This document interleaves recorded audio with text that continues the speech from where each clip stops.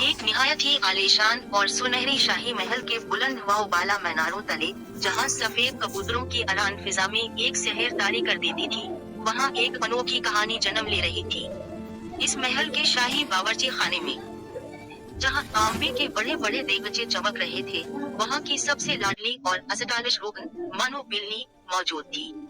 मानो कोई आम बिल्ली नहीं थी, इसकी गुलाबी रेशमी फराक, मोतियों का हार और नन्हे लेदर के बोटस उसे किसी शहजादी से कम नहीं दिखाते थे, जबकि इसकी नाक पर टिका गोल चश्मा इसकी दानाई का सबूत था। वो अपनी ऊंची शेल्फ पर बैठी बड़े सुकून से अपना चश्मा साफ कर रही थी और नीचे किचन की चहल पहल का जायजा ले रही थी। लेकिन अचानक मानो की नजर एक ऐसे मंजर पर पड़ी जिसने इसे हैरान कर दिया। महल का मोटा और लालची बावर्ची बड़ी मकानी से शाही दस्तरख्वान के लिए तैयार लजीज खाना और सोने की कीमती प्लेटें चोरी छपे अपने एक पुराने। अचानक किचन की फिजा बदल गई और एक पुरस्कार नीली जादुई रोशनी ने पूरे कमरे को अपनी लपेट में ले लिया। देखते ही देखते तमाम रोस्टेड चिकन, सेब, ताज़ा रोटियां और केक हवा में किसी परिंदे की तरह उड़ने लगे। बावर्ची ये देखकर बदहोश हो गया, उसके हाथ खाली रह गए और वो खौफ के मारे मेज के नीचे छपने की कोशिश करने लगा। जादुई उड़ते हुए पल इसके सर के पास से ऐसे गुजरे कि इसके होश ठिकाने आ गए। अब बारी थी हमारी सरपराजदार मानो की, जो एक उड़ती हुई कड़ाही पर किसी माहिर खिलाड़ी की तरह सवार हुई और हवा में तैरते हुए अपनी जादुई छड़ी को एक खास अंदाज में घुमाया। इसने अपनी महारत से तमाम उड़ते हुए खानों को एक खूबसूरत कतार में तरतीब दे दिया ताकि इन्हें मंजिल तक पहुंचाया जा सके। किचन की खिड़की से निकलकर खाने की ये रोशन लहर सीधी महल के बाहर उन गरीब बच्चों की तरफ रवाना हो गई, जिनके मुरझाए हुए चेहरे खुशी और हैरत से तमतमक थे। जब गुस्से में बड़े बावर्ची ने मानो पर हमला करना चाहा, तो मानो ने अपनी फिरती से उसे आटे के बादलों और पानी के बड़े टब में ऐसा गिराया कि उसका सारा गुरूर मिट्टी में मिल गया।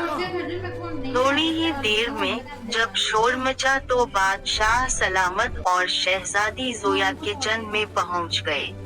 शाही दरबार में एक शानदार तकरीब मुनक्किद की गई, जहां शहजादी जोया ने खुद अपने हाथों से मानो के गले में एक चमकता हुआ नीला तमगा डाला।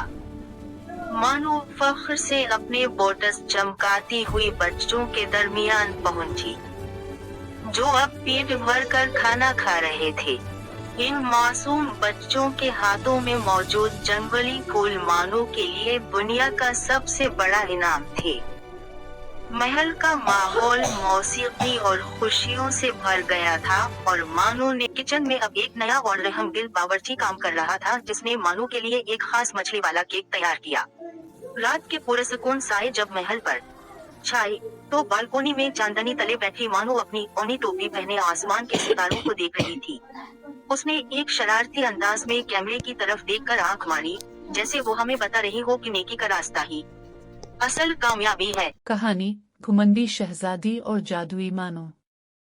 एक घुमंडी शहजादी जोया अपने महल के जादुई आईने के सामने खड़ी हमेशा अपनी खूबसूरती पर गुरूर करती थी, लेकिन इसकी अक्लमंद और स्टाइलिश सफेद बली मानो, जो हमेशा एक शानदार पिंक सिल्क फराक, मोतियों का नेकलेस और गोल चश्मा पहने रहती थी, इसे समझाती कि असली खूबसूरती सिर्फ नेक कामों में होती है।